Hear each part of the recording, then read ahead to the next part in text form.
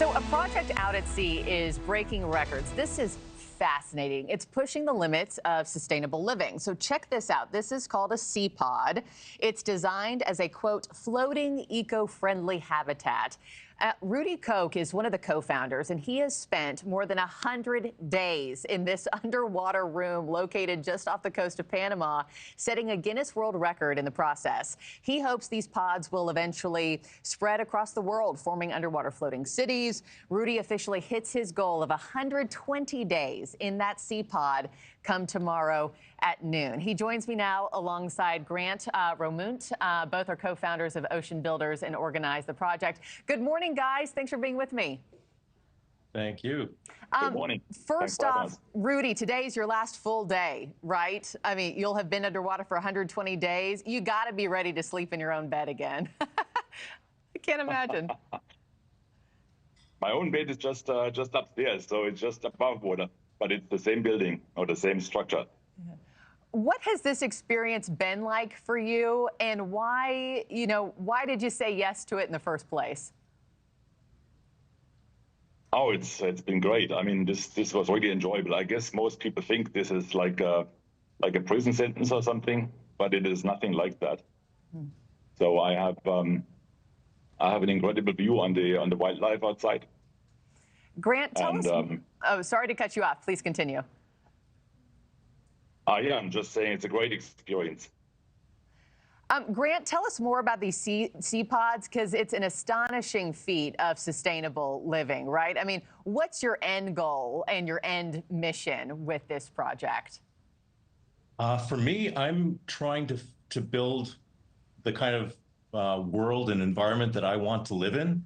I think it's just such a stunning place to live. We're surrounded by rolling green, beautiful hills.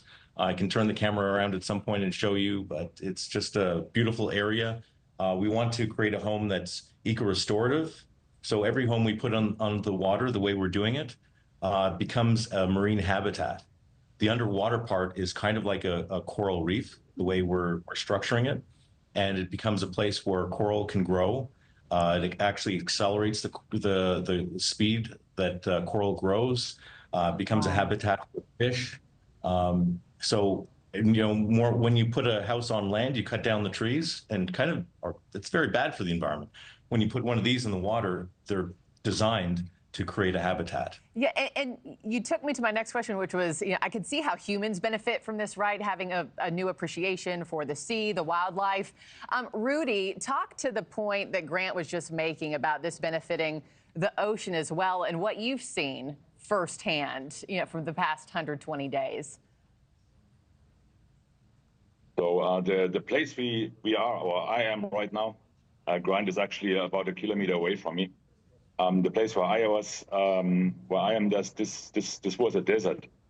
There was nothing there, so no fish, no sea life. It's and most of the sea is like that.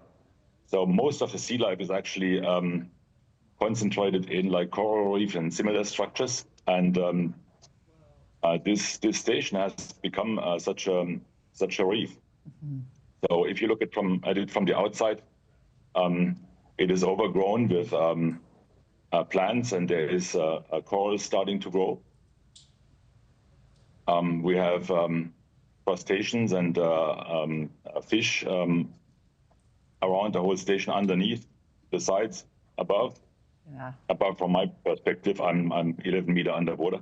Well, I know it must have been such an experience. You've had time to reflect and be in solitude. I understand only your family, doctors, media has really visited. Grant, lastly to you, where do you want to take things from here? And are we going to see you spend 120 days below sea? I actually complain bitterly when I have to go back to land. So I would love to be at sea as much as possible. It's just so... Like, I went home to visit my family at Christmas, and I couldn't wait to get back. It's hard to find some place as stunning as the environment we're in. And we'd like to see this as something where people can start to live on the water and have the same experience. That's why I started this in the first place, because I was living in a floating house in Toronto, and I loved it, fell in love with it. I wanted to give this experience to more people. And I think it's a beautiful. We've created something really special, so we want to share it. Thanks for watching, everybody. Go to joinnn.com to find NewsNation on your television provider. Also, don't forget to click that red subscribe button below to get more of NewsNation's fact-driven, unbiased coverage.